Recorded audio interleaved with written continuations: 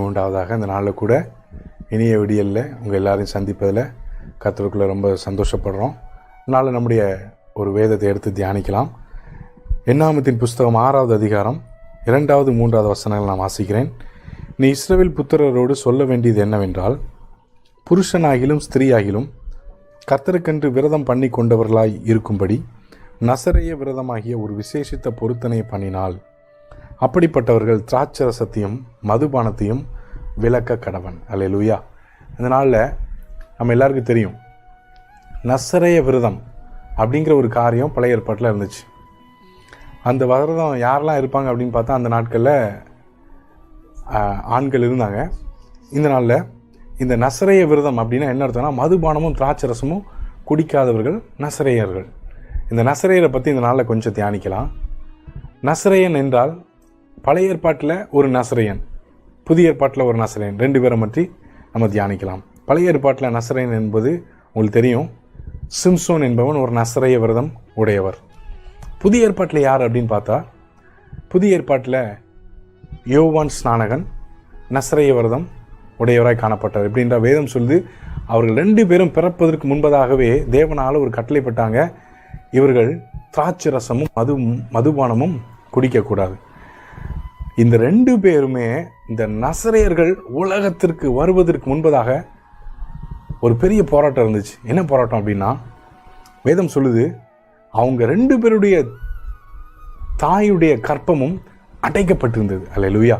அப்போ அந்த 2 பேருடைய தாயுடைய கற்பத்தை, அடைக்கப்பட்டிருந்த கற்பத்தை கர்த்தர் திறந்ததுனால இந்த 2 நசரேயர்களும் இந்த உலகத்திற்கு வந்தாங்க. அல்லேலூயா.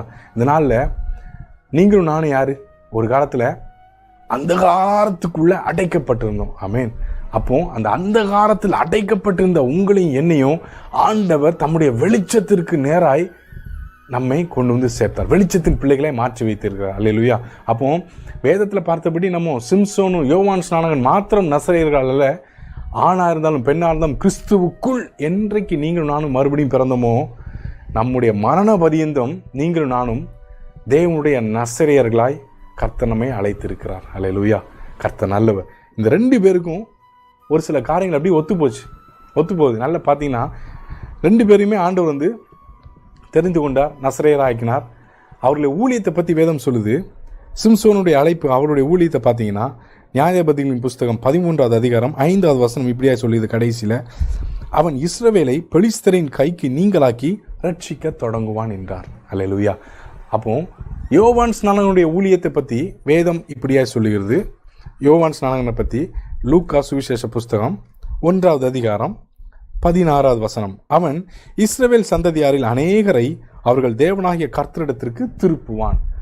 சிம்சோன் ரட்சிப்பான், யோவான் ஸ்நானகன் திருப்புவான். இந்த 2 பேருமே ஆண்டவருடைய நசரேயர்கள். இன்றைக்கி நீங்களும் நானும் ஆண்டவர் இந்த உலகத்தின் அந்தகாரத்திலிருந்து நம்ம ஆண்டவருக்கு நேராக திருப்பினது காரணம், நீங்களும் நானும் சிம்சோனை போலவும் யோவான் ஸ்நானகனை போலவும் அநேக ஜனங்களை திருப்பவும் செய்யணும், ரட்சிக்கவும் தொடங்கணும். ஆமேன். கர்த்தர் நல்லவர்.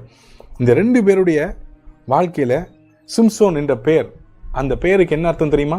வேதம் சொல்லுது, சிம்சோன் என்றால் என்ன அர்த்தம்னா சூரிய பிரகாசம் அப்படின்னு சொல்கிறாங்க. சிம்சோன் என்ற வார்த்தைக்கு சூரிய பிரகாசம். யோவான் ஸ்நானகனை பற்றி நமக்கு பைபிளில் அழகாக எழுதப்பட்டிருக்கு, அவன் எரிந்து பிரகாசிக்கிற விளக்கு. அப்போ சூரிய பிரகாசம், எரிந்து பிரகாசிக்கிற விளக்கு. இந்த 2 பேருமே யார்? நசரேயர்கள். தேவனுடைய அழைப்பை பெற்ற அந்த நசரேயர்கள் இந்த உலகத்தில் ஒரு பெரிய வெளிச்சத்தை வீசி கொண்டிருந்தார்கள். அப்போ எப்போதுமே யார் யாரெல்லாம் பிரகாசிக்கிறார்களோ அவர்கள் எல்லாம் அணைச்சு போடும்படிக்கா பிசாசும் கங்கணம் கட்டிட்டு இருப்பான். அல்லேலூயா. அப்போ இந்த 2 பேருடைய வெளிச்சத்தை எப்படியாவது அணைத்து விட வேண்டும். அப்போ தேவனுடைய அழைப்பை பெற்ற நீங்களும் நானும் ரொம்ப ஜாக்கிரதையாக இருக்கணும். ஏன்னா பிசாசு தீவிரமாக இருக்கும்போது நீங்களும் நானும் அதி தீவிரமாக இருந்தால் தான் அவனை மேற்கொள்ள முடியும். அல்லேலூயா.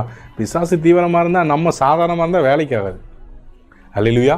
அப்போ அவன் தீவிரம் என்றால் நீங்களும் நானும் அதி தீவிரமாக இருக்கணும். ஆனால் இங்கே சிம்சோனை பற்றி வேதம் சொல்லுது, அவனுடைய வெளிச்சம், சூரிய பிரகாசத்தை பிசாசு அணைச்சி போட்டுனான். நம்ம ஊரில் சொல்லுவாங்கள்ல, அமாவாசை பௌர்ணமி. சூரியனுக்கு என்ன அமாவாசை? சூரியனுக்கு அமாவாசையே கிடையாது. ஏன்னா அவன் சூரிய பிரகாசம். ஆனால் அந்த சூரிய பிரகாசத்தினுடைய வாழ்க்கையில் ஒரு அமாவாசை வந்தது. அதுக்கப்புறம் அவனால் பிரகாசிக்கவே முடியல. அப்படி ஒரு காரியம் உங்களுடைய நம்முடைய வாழ்க்கையில் ஒரு நாள் வரக்கூடாது. அல்லேலூயா. அது வந்ததுக்கான காரணம் என்ன தெரியுமா? வேதம் சொல்லுது, அவன் ஒரு ஸ்திரீயை கண்டு பாவத்தில் விழுந்து போனான். எந்த பெலிஸ்தியன் கையினால் ஆண்டவர் நீ ரட்சிக்க தொடங்குவான்னு சொன்னாரோ அதே பெலிஸ்தியன் கையில் விழுந்து போனான். யாரு? நசரேய விரதம் கொண்ட சிம்சோன். ஆனால் அங்கே யோவான் ஸ்நானகன் அவர் என்ன ரொம்ப நாள் பிரகாசிச்சார். அதுக்கப்புறம் என்னாச்சு? கொஞ்ச நாள் பிரகாசம் இருந்துச்சு. அதுக்கப்புறம் அவரும் மரித்து போனார். அவர் மரிக்க காரணம் என்ன? நசரேய விரதம் கொண்ட சிம்சோன் மரிக்கவும் காரணம் ஒரு பெண் தான். யோவான் ஸ்நானகன் மரிக்க காரணமும் ஒரு பெண் தான். அல்லேலூயா. அதனால் தேவனுக்குள்ள அழைக்கப்பட்ட ஆண்கள் மிகவும் ஜாக்கிரதை. உங்கள் அழைப்பை காத்துக்கொள்ளுங்கள். ஆமேன். அல்லேலூயா. ஏன்னா அங்கே அவன் ஒரு ரகசியத்தை பெண்ணுக்கு வெளிப்படுத்துறான். ரகசியம் என்ன ரகசியம்? உன் பெலன் எதனாலப்பா உண்டாயிருக்கு? அவன் சொல்லிட்டான், என் பெலன் இந்த ஜடையில தான் இருக்கு அப்படின்னு சொல்லி. அந்த ரகசியத்தை வெளிப்படுத்துறதுனால, அவன் பாவத்தில் விழுந்ததுனால, ரகசியத்தை வெளிப்படுத்தி பாவத்தில் விழுந்ததுனால அவனை காவலில் கொண்டு போய் வச்சுட்டாங்க. எந்த நசரேயன? சிம்சோனை. யோவான் ஸ்நானகனையும் சிறைச்சு காவலில் கொண்டு போய் வச்சாங்க. அவன் என்ன பண்ணாரு? அவன் பாவத்தை பார்க்கல, பாவத்தை கண்டித்து உணர்த்தினான். அல்லேலூயா. அவன் பாவத்தில் விழுந்தான். இவனோ பாவத்தை கண்டித்து உணர்த்தினதுனால இவர் காவலில் வைக்கப்பட்டார். 2 பேருமே காவலுக்குள்ளே போயிட்டாங்க. அப்போ ஏன் பிரதர் நம்ம நசரேய விரதம் எடுக்கணும்? 2 பேருமே காவலில் போய் செத்து போயிட்டாங்க. இதுக்கு ஒரு விரதத்தை காத்து இத்தனை நாள் நம்ம போராடணுமா அப்படின்னா கண்டிப்பாக போராடணும். அதான் பவுல் சொல்றார், நல்ல போராட்டத்தை போராடினேன். சிம்சோன் போராட்டத்தை போராடலை, சிம்சோன் விழுந்து போயிட்டான். ஆனால் யோவான் ஸ்நானகன் போராட்டத்தை போராடி அந்த வாழ்க்கையில் ஜெயமாய் காணப்பட்டார். அல்லேலூயா. எனக்கு ஆண்டு இப்படியா இந்த காரியத்தை தியானிக்கும் போது ஒரு வசனம் அப்படியா வந்துச்சு. பாவத்தில் விழுந்து பிரதிஷ்டையை நஷ்டப்படுத்தி மறைவதை பார்க்கிலும் பாவத்தை கண்டித்து உணர்த்தி பிரதிஷ்டையில் கடைசி வரை இருந்து மரித்த போது பாக்கியம். அல்லேலூயா. அவன் தன்னுடைய ரகசியத்தை வெளிப்படுத்தினதுனால சிம்சோன் மரித்து போயிட்டான். யோவான் ஸ்நானகனும் ஒரு ரகசியத்தை வெளிப்படுத்தினார். யாருமே வெளிப்படுத்தலை, யாருமே சுட்டி காண்பிக்கலை. இவரே உலகத்தின் பாவத்தை சுமந்து தீர்க்கிற தேவ ஆட்டுக்குட்டி. அந்த ரகசியத்தை வெளிப்படுத்தினது யோவான் ஸ்நானகனே. அல்லேலூயா. இப்போ இன்னும் நிறைய பேருடைய கண்கள் திறக்கப்படலை இயேசுவை பார்க்கும்படிக்காய். இன்றைக்கு யோவான் ஸ்நானகன் மறைந்தாலும் அவன் இன்றும் ஒளி வீசி கொண்டிருக்கிறான், அநேகரை நீதிக்குட்படுத்தினால. ஆமேன். இந்த நாளில் நசரேயர்கள் என்று சொல்லி பழைய ஏற்பாட்டில் தான் அப்படின்னு சொல்லி நம்ம ஒதுங்காதபடி அந்த தேவன் அந்த காலத்திலிருந்து நம்மை கொண்டு வந்ததுக்கான நோக்கமே மரண பரியந்தம் நீங்களும் நானும் ஆண்டவருக்கென்று நசரேயர்களாய் காணப்படணும், அநேகரை ரட்சிக்கணும், அநேகரை கர்த்தருக்கு நேரம் திருப்பணும். நசரேயன் இருந்தாலும் இறந்தாலும் ஒளி வீசிக்கொண்டே இருப்பான். அல்லேலூயா. அல்லேலூயா. அந்த வசனத்தின் மூலமாய் கர்த்தர் நம்மோடு கூட இடைப்பட்டார் என்று நம்புகிறோம். கர்த்தர் தொடர்ந்து நம்மை ஆசீர்வதிப்பாராக. ஆமென்.